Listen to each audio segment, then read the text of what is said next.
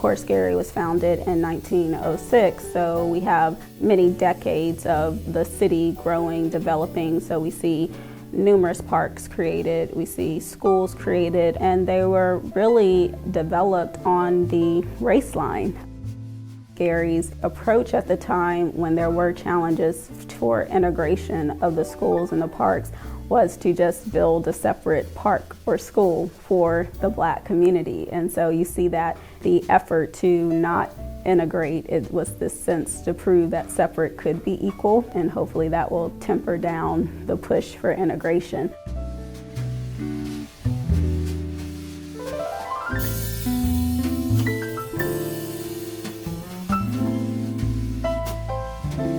So we see the formation of North Gleason Park, which includes creating a 9-hole golf course, even though Gleason had an 18-hole golf course, as well as a pavilion building. North Gleason Clubhouse was built in 1941, and particularly the clubhouse is significant because so many generations of Gary residents recreated there. Their children were involved in programs at the clubhouse. And so I think it just became this social aspect of so many residents' lives. Par makers developed in the 1950s because they wanted the opportunity for people to just experience the game.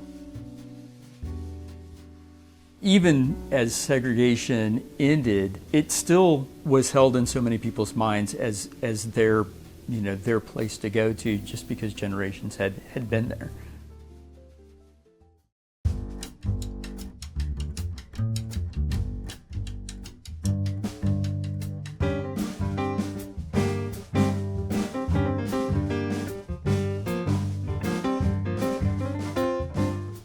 One of our police officers was John Taylor.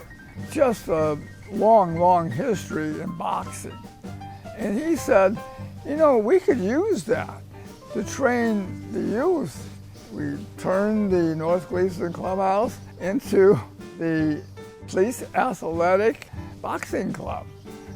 And John ran it. Of course, he put together some great champions, Angel Manfredi, Duke Tanner, of course, the world champion female, Mary McGee.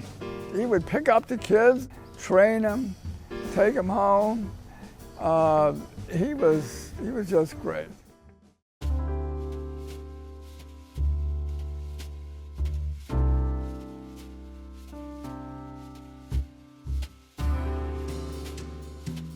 The building itself was listed on the National Register just a few years ago under certain areas of significance, ethnic heritage, because it had served the African American community, but also under recreation and entertainment. National Register also looks at areas of significance that include architecture. So is it a good example of a particular style? And the North Gleason Clubhouse is a good example of the international style as it applies to an early version of that style. And the international style, just like the name implies, was born out of, really born out of Europe, and then took off as an internationally recognized and adopted style.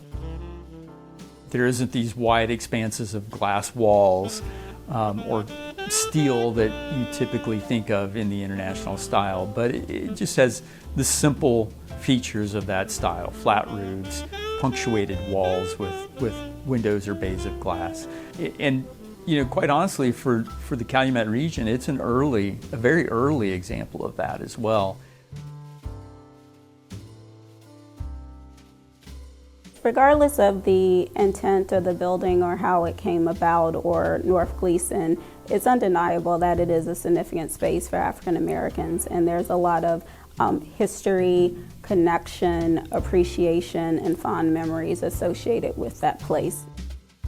But we also owe it to ourselves when we interpret, when we celebrate these places, when we preserve them, to tell the full story of how they came to be, because we also can learn from the past, and it can be a motivating factor for future generations of activists in this work that's continuing.